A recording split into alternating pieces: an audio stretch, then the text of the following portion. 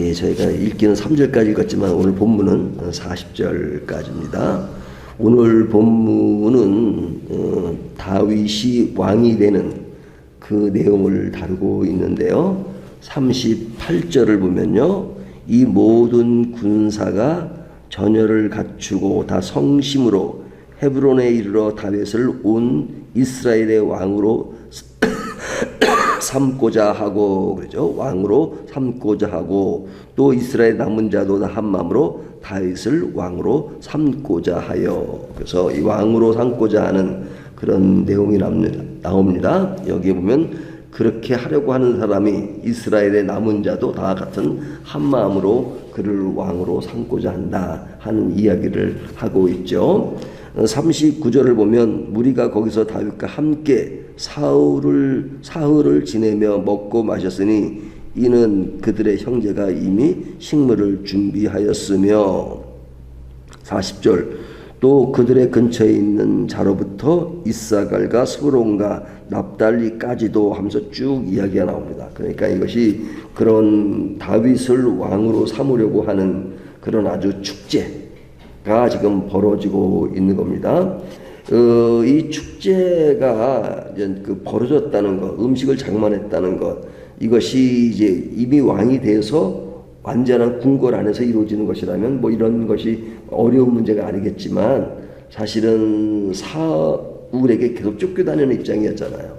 그러니까 그 어려운 때 바로 이제 이런 분위기가 살아나서 축제 속에서 한마음의 공동체가 됐다는 것, 이것을 지금 이야기하고 있는 겁니다. 이런 마음으로 모여진 사람들에 의해서 이제 국가가 새롭게 진행되는 그런 과정을 이야기하는데요.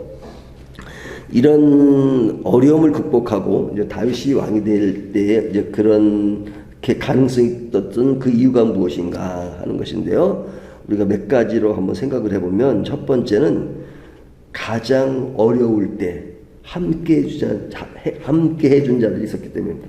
어려울 때 함께 해준 사람이, 다윗이 아무리 영리하고 아무리 리더십이 있다 할지라도 주변에서 돕는 사람이 없으면 안 되죠. 혼자 무슨 일을 하겠어요. 함께 해준 사람들이 있을 때. 그래서 이때 그 상황을 보면 가장 어려울 때 함께 해준 것이다. 사람이 잘나고 높고 많고 그러면 자연히 사람들이 많이 몰리게 돼 있어요. 하지만 어려울 때 많이 떠납니다. 좋았던 사람도 또 누렸던 사람도 어려워지고 힘이 없어지면 많은 사람이 떠나는 것이 이 세상의 흐름이잖아요. 그런데 그런 세상의 흐름을 반대로 어려울 때 함께 해주는 사람이 있다는 것은 얼마나 격려가 되는 이야기입니까? 1절을 보면 다윗이 기스의 아들 사울로 말미암아 시글락에 숨어 있을 때, 그러니까 어려울 때죠. 그에게 와서 싸움을 도운 용사 중에 든 자가 있었으니, 이렇게 말하죠. 그러니까 여기에 어려울 때 도운 자가 있었다 하는 이야기를 합니다. 그런데 이 도운 자들에게 이제 그런 상황이 있을 때 이제 다윗은 쫓겨다니는 것이었잖아요. 쫓겨다닐 때 그 다윗이 얼마나 힘들었으면요, 어디로 망명을 했습니까? 블레셋으로 망명을 했어요. 예, 거기 가서 망명을 했는데, 블레셋은 어떤 나라예요? 다윗이 어릴 때 골리앗을 잡았죠. 그러니까 골리앗이 어디 사람이에요? 블레셋 사람이잖아요. 그러니까 블레셋 사람의 입장에서 보면 다윗은 이게는 인정할 수 없는 사람이죠. 자기의 큰 장군을 죽였던 사람이니까. 그런데 그 다윗이 블레셋에 망명을 해왔어요. 그러니까 거기서 자기가 제정신을 가지면 온전은 할 수 없다고 생각하니까 다윗이 어떻게 합니까? 그냥 그 미친 사람 흉내를 내잖아요. 예, 그리고 거의 미친 사람으로 그냥 이게 뭐 참 연기를 잘했던 것 같아요. 들키지 않고 있었던 걸 보면. 그러니까 이게 얼마나 그 다윗이라는 존재가 왕으로 쓸 때는 굉장히 웅장하고 기쁘지만 아마 망명했을 때 처절하고 그리고 또 어떤 인간의 정상적인 모습이 아니라 비정상적인 모습을 이렇게 지내는 시간을 보냈다는 것은 얼마나 비참한 것입니까? 근데 이런 비참한 그런 상황 속에서도 그를 도왔던 사람들이 있다는 것은 너무너무 감사한 것이죠. 두 번째는 이들은 다윗을 돕되 큰 장애물을 넘어서 도운 자들입니다.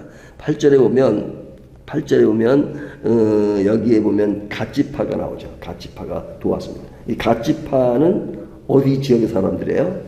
이게 요단강을 중심으로 동편에 두 지파만 있고 나머지 지파는 서쪽에 있잖아요.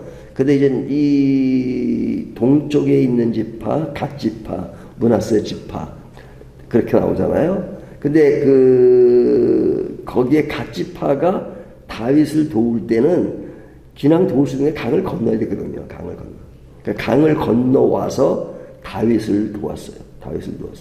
다윗이 왕이 되지만 처음부터 이스라엘 전체 왕이 된 건 아니었죠. 처음에는 유다의 왕이었잖아요. 유다. 밑에 지방, 조그마한 유다 지방의 왕이었다가 나중에 이제 확대돼가지고 전체 왕이 되잖아요. 그러니까 참 어려운 시기를 보낼 때에 그들을 도운 사람들이 강을 건너서, 요단강을 건너서 도운 것을 볼 수 있죠. 도운 그 모습들이 15절에도 잘 나타나고 있습니다. 그 다음에 이젠 다른 지파 사람도 돕죠. 베냐민 지파, 유다 지파 사람도 돕습니다. 16절을 보면 베냐민과 유다 자손 중에서 요새이로 다윗에게 나오매. 여기 보면 유다 지파는 당연히 다윗이 유다 지파니까 같은 지역의 사람들이 돕는 것은 그렇다 치더라도 베냐민 지파 사람들이 도왔습니다.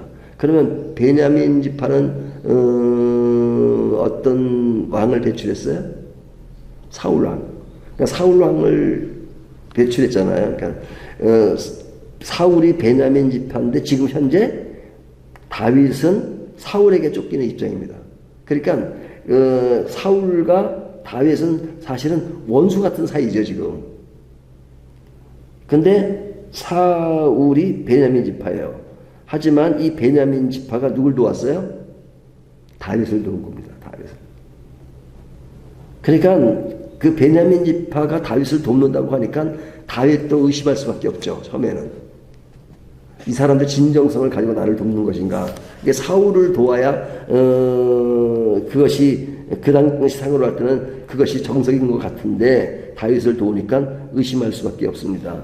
하지만 의심했던 그 마음이 피력이 되고 있는데 17절 18절에 보면 그렇지만 그들이 마음을 다해서 다가왔기 때문에 다윗은 그들을 믿고 지휘관으로 삼습니다. 지휘관으로. 그래서 이제 사울의 지파가 다윗을 도왔다면 사실은 이제 게임이 끝나가는 그런 상황이잖아요. 그런 모습을 보여주고 있습니다. 그러니까 다윗이 굉장히 어려움을 잘 겪고 일어난 것을 볼 수 있죠. 그 다음에 다윗이 가장 어려울 때 모인 사람들이 그 외에도 많았습니다. 22절 보면요. 이렇게 말하죠. 22절. 그때 사람이 날마다 다윗에게로 돌아와서 돕고자 하매 큰 군대를 이루어 하나님의 군대와 같았더라. 자꾸만 다윗을 돕는 사람들이 많았어요. 처음에는 사람이 적었죠. 하지만 점점점 많아져서 이제는 큰 군대와 같아. 하나님의 군대와 같았더라. 이렇게 말합니다. 그러니까 그렇게 모인 사람들은 사실은 이것은 신앙의 결단이라고 말할 수 있죠. 환경과 힘을 보지 않고. 환경으로 보면 그 다윗을 돕는 것이 그렇게 큰 도움이 되지 않지만 그러나 그들이 그를 돕겠다고 말한 것은 신앙적인 자세였다고 볼 수 있죠. 자, 그 다음에 이제 한 가지를 더 말씀드리면 다윗은 각 지파 사람이 자기를 돕는 것을 보고 굉장히 감사했죠. 감사했는데 각 지파 사람들이 도왔습니다. 그들은 시대를 분별하고 사울을 떠나고 다윗을 도왔죠. 그 결과 다윗이 왕이 된 것입니다. 그러니까 왕이 될 때 그 과정을 보면 이것이 혼자 힘으로 된 것이 아니라 많은 사람들의 도움과 협조와 그리고 희생으로 다해왔다는 것을 볼 수 있죠. 그렇다면 한마음의 공동체라고 하는 것은 무엇으로 가능한 것이냐? 이것은 힘으로 된 것이 아니었고 진실로 된 것입니다. 진실로. 힘으로 된 것이 아니었습니다. 그러니까 힘으로 따지면 사울이 더 힘이 있었죠. 하지만 그들이 어떤 하나님을 믿는 마음, 그 마음을 바라본 것입니다. 다윗을 보고. 그리고 다윗이 했던 그 모든 것들이 하나님을 믿는 신앙에서 비롯되었다는 것을 묻고, 처음에는 조금 사람이 모여서 이제는 하나님의 군대와 같다. 이렇게 군대를 말할 때 하나님의 군대라고 말하는 것은 얼마나 그들이 어떤 신앙으로 모여졌는가 하는 것을 이야기하고 있는 것이죠. 그러니까 신앙으로 모여진 사람들이 한 공동체를 이루고 그리고 그를 왕으로 삼고자 해서 결국은 나중에 왕이 되는 그런 이야기는 결국은 한마음의 공동체로서 아름다움을 보인 것입니다. 그렇다면 중요한 것은 우리 삶 속에 공동체가 얼마나 많습니까? 우리가 작은 다니는 가정 공동체, 그 다음에 좀 더 크면 우리의 지역의 공동체, 또 아파트에 살면 아파트 공동체, 또 대한민국에 살면 대한민국 공동체, 경기도에 살면 경기도 공동체가 있잖아요. 근데 그 공동체가 어떤 공동체야 되느냐? 전체가 하나님을 믿는 신앙의 공동체라면 얼마나 좋겠습니까? 그러나 그것은 현실적으로 불가능하죠. 전체가 다 예수를 믿고 그러긴 불가능하잖아요. 하지만 정말로 소수의 사람이라 할지라도 이것이 정말로 한 그리스도의 공동체가 되기 위해서 저희가 함께 복음을 전하고, 그리고 복음을 전하는 것이 실제로 하는 것이 아니더라도 삶 속에서 그리스도의 모습을 잘 드러내면, 그것이 뭐 다 예수를 믿는 건 아니더라도 믿는 사람들은 이런 것이구나 하는 것을 느끼고 좋은 의식을 갖게 되잖아요. 제가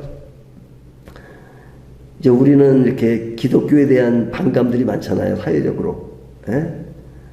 기독교인들이 왜 그렇게 사느냐고 막 이렇게 질타도 하고 그러잖아요. 제가 처음 영국 유학 갔을 때, 그때 이제 그 교회에서 그 존 스타트 목사님이 설교하는 것을 듣고 제가 굉장히 참 다른 문화다 하는 것을 생각한 적이 있었는데, 그 존 스타트 목사님이 그런 설교를 하더라고요. 여러분, 우리 그 영국의 사람들이, 크리스찬들이, 믿지 않는 사람들이, 크리스찬들은 삶도 괜찮고 경건하게 살고 그리고 괜찮다라고 다 의식을 합니다. 하지만 그것이 신앙의 본질은 아닙니다. 이렇게. 그러니까 바깥에 있는 사람들이, 교회 사람들은 좋게 인식은 하고 있다 이거예요. 하지만 그게 전부가 아닙니다. 그렇게 여긴다고 해서 우리가 신앙을 잘 지키는 것이 아니라, 그보다 더 중요한 것은 내가 개인적으로 하나님을 잘 믿는가 하는 것입니다. 그러니까 기본 전제가 뭐야? 예수 믿지 않는 사람도 믿는 사람을 좋게 여긴다는 것이 사회적 분위기라는 거잖아요. 그 전제가. 그렇지만 그게 다가 아니다. 근데 반대가 되면 어떻게 해요? 예수 믿는 사람들은 사회가 이 사람들은 기본이 안 돼 있어, 우리보다도 형편없어, 그렇게 인식한다 그러면 그거 굉장히 비극적이죠. 그냥 그들이 그렇게 생각해도 우리는 순교하는 마음으로 우리의 신앙을 지킬 거야. 물론 그 말은 좋은 말이죠. 하지만 순교하기 전에 우리의 삶 자체가 건전하지 못하고 깨끗하지 못하고, 그것은 하나님을 바로 섬기는 것도 아니잖아요. 그러니까 세상의 빛과 소금이 된다는 것은 사실은 우리가 그 영향력을 드러내어서 그들을 변화시키는 데까지 가면 더 좋겠죠. 하지만 실제적으로는 그렇게 쉽지 않잖아요. 하지만 기본적으로 우리에 대한 이미지가 좋을 수 있을 만큼 이 사람들은 희생적이고 그리고 하나님에 대한 사랑이 있기 때문에 삶 속에서 늘 우리보다는 본이 되는 그런 모습을 보여준다면 그것이 우리가 복음을 전하는데 좀 더 유리한 측면이 있잖아요. 하지만 우리보다 못해 그렇게 인식한다면 굉장히 비극적인 것이죠. 이런 것을 생각하면 우리가 참 많은 것을 생각하게 합니다. 우리가 진짜 신앙으로 모여지는 하나의 공동체를 이루어가는 것이 얼마나 중요한가. 그러기 위해서는 우리가 먼저 하나님 앞에 깨어 있어야 된다 하는 것을 오늘 본문이 교훈합니다. 이 말씀을 가지고 공동체적인 차원에서 적용도 해보지만 그런 공동체의 일원으로서 나 개인의 삶이 어떠해야 하는가 하는 것들을 다시 한번 점검하는 저와 여러분이 되시기를 주님의 이름으로 축원합니다.